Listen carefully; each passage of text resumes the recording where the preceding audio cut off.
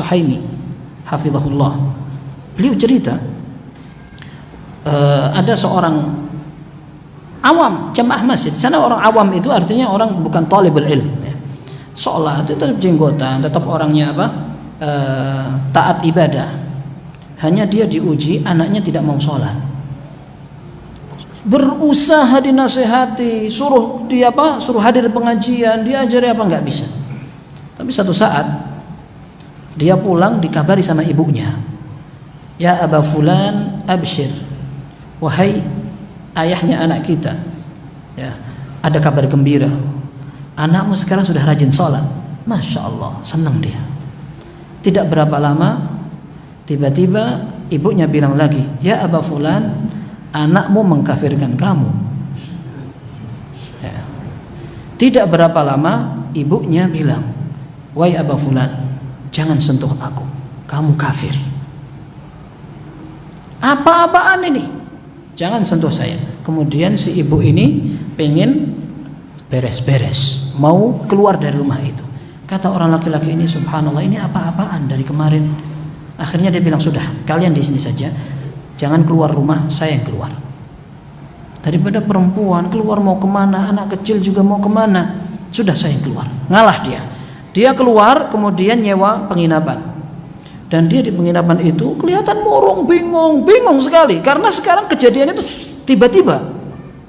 Akhirnya dia sholat di masjid yang terdekat dari penginapannya. Berhari-hari sampai jamaah masjid bilang, orang ini potongannya orang soleh, tapi kok murung terus, ada apa? Akhirnya ditanya seperti itu. Ini kisah nyata ini, yang cerita Syekh Saleh Suhaimi, dan beliau katakan, saya tahu yang meriwayatkan ini kenal baik sama saya, dan anak juga tahu orangnya. Kemudian dikatakan, orang ini ada apa? Oh, ternyata permasalahannya kayak tadi. Dibiarkan lama-kelamaan, gini, kita kasih solusi. Apa pendapat antum? Antum nikah lagi aja. Tak siapkan ada seorang perempuan masih muda, hafizah apa gimana? Ya udah, khair. Saya sudah dikafirkan sama istri saya, anak-anak saya.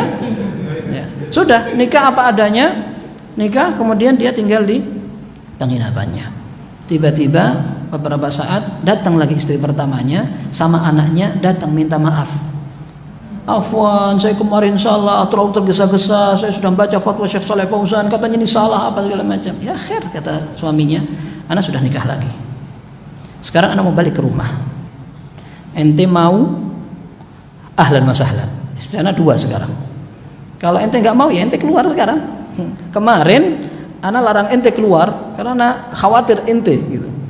Nanti gimana di luar gimana? Sekarang ya urusan nanti. Ya, anak sudah ada istri yang lain. Kalau mau gabung, alhamdulillah, ahlan wa sahlan. Kalau enggak, ya sudah. Ini. Tapi catatannya, ini endingnya kayak bagus saja, antum kayak ridho gitu. Tapi yang digarisbawahi, bagaimana syubhat yang dilihat atau dihasilkan ketika ada orang liar dalam belajar, tidak perhatian kepada sumber belajar dia bagaimana. Alangkah cepatnya. Dan antum harus tahu bahwa bid'atul khawarij, bid'ah yang ditimbulkan oleh orang-orang khawarij, disebut oleh Ibnu Katsir rahimahullah, adalah bid'ah pertama di tengah kaum muslimin ya. Karena asal mulanya dari zaman Nabi SAW. Awwalu bid'atin fil Islam bid'atul khawarij, kata Ibnu Katsir, wa manba'uha ad-dunya. Penyebabnya adalah urusan dunia. Ketika ada seorang mengatakan kepada Rasulullah SAW, i'dil ya Muhammad, wahai Muhammad, adillah. Maka Rasulullah SAW, beliau mengatakan, waihaka man ya'dil illa ma'adil, celaka kamu, kalau saya dianggap tidak adil, siapa yang adil berarti? Akhirnya sebagian sahabat mengatakan, da'ni adribu unuqa hadzal munafiq. Dalam riwayat itu dikatakan Umar bin Khattab, ya Rasulullah, biarkan aku penggal kepala orang munafik ini. Dalam riwayat lain dikatakan, dikira-kira orang yang seperti itu adalah Khalid bin Walid ya. Kemudian Rasulullah mengatakan, da'hu, biarkan dia, di belakang dia ada orang-orang yang seperti dia, ibadahnya kuat. Tahqiruna salatakum bisalatihim wa saumakum bisaumihim. Puasa kalian tidak ada apa-apanya dengan puasa mereka. Yaqra'una minal Qur'an la yujawizu taraqiyahum, yamruquna minal Islam kama yamruqus sahmu minar ramiyah. Mereka membaca Al-Qur'an tapi tidak sampai ke kerongkongan. Mereka bisa cepat keluar dari Islam seperti anak panah keluar dari busurnya. Ini sebagian ulama mengatakan orang-orang Khawarij itu orang kufur, orang kafir gara-gara mereka terjerumus ke dalam pemikiran yang parah sekali, mengkafirkan kaum muslimin, memerangi, menghalalkan darah segala macam. Akan tapi jumhurul ulama, mayoritas ulama mengatakan mereka tidak kafir, tapi terjerumus ke dalam kesalahan yang perlu diperbaiki dan perlu diperangi. Kalau seandainya mereka memang sudah memiliki kekuatan dan akan membahayakan kaum muslimin, bisa diperangi, ya, tapi tidak sampai kafir. Tapi catatannya adalah bagaimana besarnya bahaya pemikiran yang menyimpang seandainya seorang tidak benar-benar meniti jalan para ulama dalam belajar.